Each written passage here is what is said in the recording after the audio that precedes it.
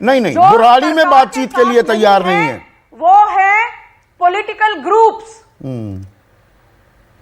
संदीप जी, या तो फिर आप बोल लीजिए या तो मैं बोलूं, मुझे नहीं नहीं, पूरी जानकारी दे रहा हूं मैं। मैं। बुराड़ी में बात करने को तैयार नहीं है, बॉर्डर पर बात करने को तैयार है। आप बात जारी रखिए।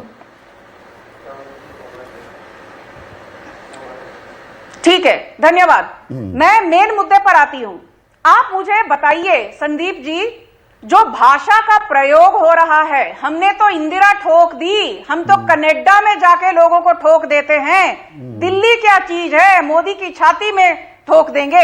ये भाषा कोई किसान कभी भी उपयोग नहीं करेगा। तो सारे किसान आतंकवादी हैं, इनमें से इक्का दुक्का लोग हैं। ये वार्तालाप करते हैं बीजेपी में, जिला लेवल पे, बूथ लेवल पे, मंडल लेवल पे।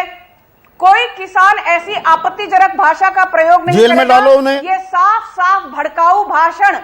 कांग्रेस का इन सब प्रेशर ग्रुप्स के साथ नाता है। भारतीय किसान यूनियन, भूपिंदर सिंह मान जो प्रेसिडेंट है, अध्यक्ष है भारतीय किसान यूनियन के, इन्होंने लोकसभा 2019 में साफ साफ कहा था, मैं कांग्रेस को समर्थन दे रहा हूं। ये कांग्रेस की टिकट पर लड़ चुके हैं एक बार चुनाव।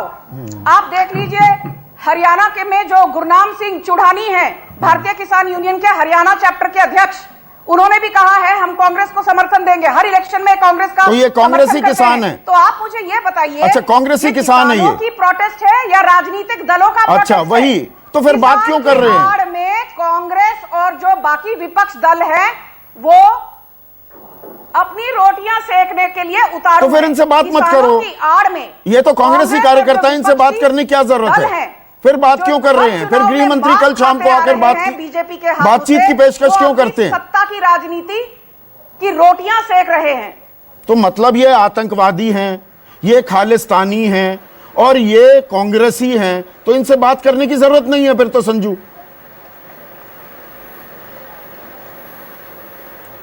मैंने ये नहीं कहा कि सभी किसान खालिस्तानी हैं संदीप जी, मेरे शब्दों को तोड़ मरोड़ कर पेश मत करिए अपने दर्शकों को। मुझे एक बात बताइए, चलिए हम राजनीति की बात दूर रखते हैं, मुझे एक बात बताइए, भारत में 1960 और 65 के बीच में एमएसपी लागू किया गया था, क्योंकि उस time India was a food deficit nation. आज हम फूड डेफिसिट नेशन नहीं है, फूड सरप्लस नेशन है, ठीक है।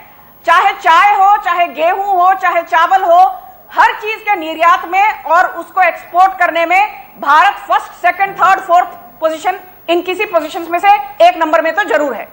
दूसरी बात, 23 क्रॉप्स पर एमएसपी मिलती है, 7 सीरियल्स, पल्सेस और फिर करीबन 8-10 ऑयल सीड्स। अच्छा। मुझे बताइए कि पिछले 6 सालों में मोदी सरकार ने 7 लाख करोड़ की एमएसपी दी है। 7 लाख करोड़, 7 लाख 6% किसानों को एमएसपी मिलता है संजू। क्या ये कम है? एक मिनट, ये 7 लाख करोड़ का आंकड़ा जो बता रही है ना संजू, 7 लाख करोड़, 7 लाख करोड़, सुनिए जीडीपी का 3.5%, सुनिए जीडीपी का 3.5%। सुनिए ना, सुनिए, आप एक आंकड़ा लेकर आ गई, सुनिए। सिर्फ 2 लाख करोड़ की एमएसपी दी। अरे सुनिए तो, कांग्रेस ने यूपीए के 6% किसान न्यूनतम समर्थन मूल्य पर अपना उत्पाद, अपनी फसलें बेच पाते हैं। ये 2015 में शांता कुमार कमेटी की रिपोर्ट थी, आप ही की सरकार ने बनाई थी। 6% किसानों को एमएसपी मिलता है इस देश में। मोदी किसान के साथ है, विपक्षी नेता मोदी के साथ नहीं है। तो इनसे बात मत करो, लोगों को भड़का रहे हैं। बस 6% किसानों को एमएसपी मिलता है, और अगर ये भड़काए हुए किसान है तो इनसे बात करने की क्या जरूरत है? तो मतलब किसानों के मन की बात सुनने की जरूरत नहीं है। संदीप जी, आप खालिस्तानियों के प्रवक्ता मत बनिए। संदीप जी, आपसे मुझे सर्टिफिकेट नहीं चाहिए संजू वर्मा, सर्टिफाइंग अथॉरिटी नहीं है आप अपना सर्टिफिकेट अपनी जेब में लेकर घूमिए, अपना सर्टिफिकेट अपनी जेब में लेकर घूमिए। ऐसी भाषा का प्रयोग करता है तो जो खालिस्तानी है उनको जेल में डालिए, फिर उनसे बात मत करिए। सर्टिफिकेट अपने जेब में लेकर मैं सर्टिफिकेट देता ही नहीं हूँ, मैं सर्टिफिकेट देने की मेरी फितरत नहीं है, मेरी फितरत नहीं है सर्टिफिकेट देने की, मेरी फितरत नहीं है सर्टिफिकेट देने की, मेरी फितरत नहीं है सर्टिफिकेट देने की। सवाल पूछिए, जवाब मत दीजिए। आपका काम है सवाल पूछना। यहाँ पर आपके हिसाब से नहीं होगा ना, जो सवाल पूछना होगा पूछा जाएगा। क्यों बौखलाए हुए हैं? मैं नहीं बौखलाता हूँ, बौखला आप रही हैं। खालिस्तानी अगर इन्हें बता रही है, खालिस्तानियों से क्यों बात कर रही है सरकार? आप में तो जवाब जवाब सुनने की खालिस्तानियों हिम्मत से क्यों नहीं बात है। कर रही हैं आप? जवाब सुनने की खालिस्तानियों हिम्मत से नहीं क्यों है बात आपने। कर रही है मुझे सरकार? बताइए, हाँ। आंकड़ों के साथ बात करिए। 7 लाख करोड़ की एमएसपी दी है। 6% 7 लाख किसानों करोड़ को की MSP। 6% किसानों को MSP मिलती है। जमाने में 2 लाख करोड़ की एमएसपी मिली ठीक थी। है, एक ही चीज को कई बार दोहराने से वो पुख्ता नहीं हो जाती। 6% किसानों को 6% किसानों को मिलती थी कांग्रेस के दौरान। जी नहीं, 2015 में नया आंकड़ा बताइए। करके आइए और फिर मेरे साथ बहस करिए। कितने किसानों को एमएसपी मिलती है बताइए? कितने % किसानों को एमएसपी मिलती है? अरे आप मेरे को बताइए, आपको पता है कि गेहूं की एमएसपी क्या है? बताऊं गेहूं मैं? की एमएसपी पता है आपको? मैं अभी गेहूं नहीं, मैं जीरी, मैं गूगल वगैरह नहीं रखता। देखिए ये रहा फोन और ये रख दिया। पैडी की एमएसपी क्या है? कितनी तरह की पैडी होती है? अब जीके क्विंटल। आप तो गूगल देखे बिना एमएसपी का भाव तक नहीं बता सकते। अच्छा, गूगल देखकर मुझसे बहस मत करिए। क्या कहते हैं चावल को? पंजाब में चावल को क्या कहते हैं संजू? कितने तरह के चावल होते हैं? कितने तरह के चावल होते हैं? गूगल भी कर लो तो नहीं मिलेगा। कितने तरह के चावल होते हैं? जीरी का क्या है न्यूनतम समर्थन मूल्य? मक्का का समर्थन मूल्य क्या है? बाजरा का समर्थन मूल्य क्या है?